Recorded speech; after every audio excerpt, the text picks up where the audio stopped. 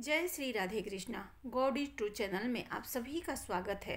आज बैसाख मास के शुक्ल पक्ष का मोहिनी एकादशी का व्रत है।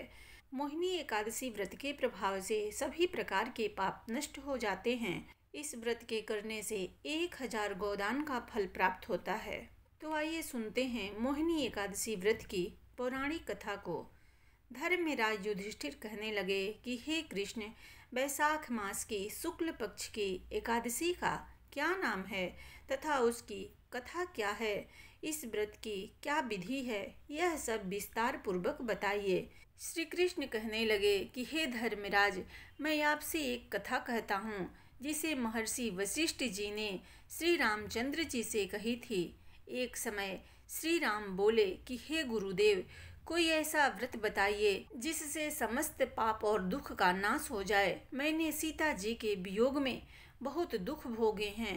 महर्षि वशिष्ठ बोले, हे राम, आपने बहुत सुंदर प्रश्न किया है।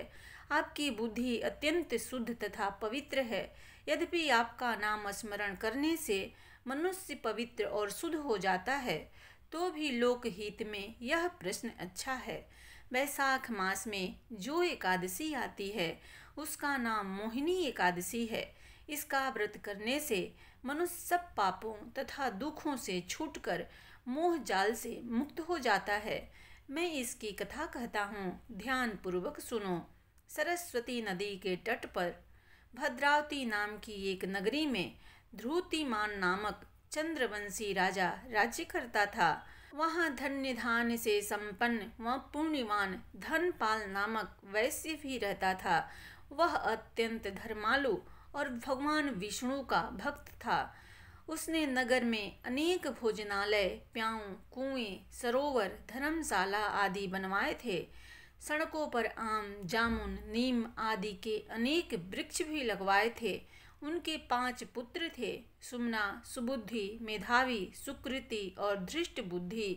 इनमें से 5वां पुत्र धृष्ट बुद्धि महापापी था। वह पीतर आदि को नहीं मानता था। वह वैश्या दुराचारी मनुष्यों की संगति में रहकर जुआ खेलता और पर स्त्री के साथ भोग विलास करता तथा मध्य मांस का सेवन करता था।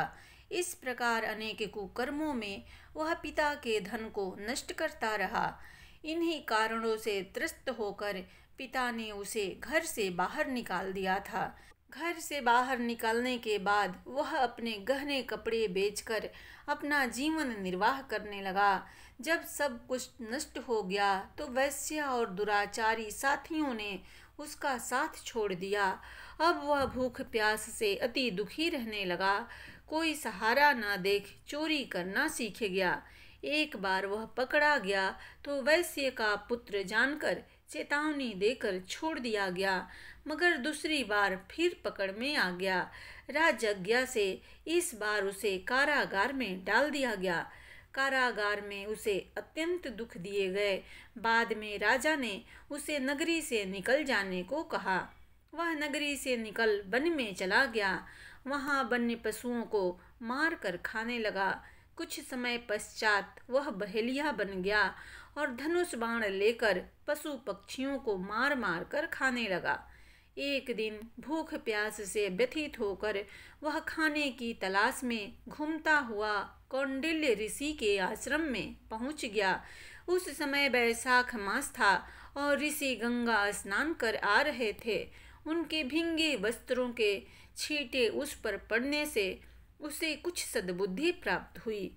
वह कौंडिल्य मुनि से हाथ जोड़कर कहने लगा कि हे मुने, मैंने जीवन में बहुत पाप किए हैं। आप इन पापों से छूटने का कोई साधारण बिना धन का उपाय बताइए। उसके दिन वचन सुनकर मुनि ने प्रसन्न होकर कहा कि तुम बैसाख शुक्ल की मोहिनी नामक एकादशी का व्रत करो, इससे समस्त पाप नष्ट हो जाएंगे। मुनि के वचन सुनकर वह अत्यंत प्रसन्न हुआ और उनके द्वारा बताई गई विधि के अनुसार व्रत किया। हे राम, इस व्रत के प्रभाव से उसके सब पाप नष्ट हो गए और वह अंत में गरुड़ पर बैठकर विष्णु लोक को चला गया। इस व्रत से मोह आदि सब नष्ट हो जाते हैं। संसार में इस व्रत से श्रेष्ठ कोई और व्रत नहीं है। इसके महात्म को पढ़ने से अथवा सुनने से 1000 गोदान का फल प्राप्त होता है। मोहिनी एकादशी व्रत के प्रभाव से सभी प्रकार के पाप तथा दुख मिट जाते हैं। यह व्रत मोह बंधन से मुक्ति दिलाता है। सीता माता की खोज के दौरान भगवान राम ने तथा महाभारत काल में युधिष्ठिर ने मोहिनी एकादशी व्रत करके अपने सभी दुखों से मुक्ति पाई थी। प्रेम से बोलिए भगवान विष्णु की जय।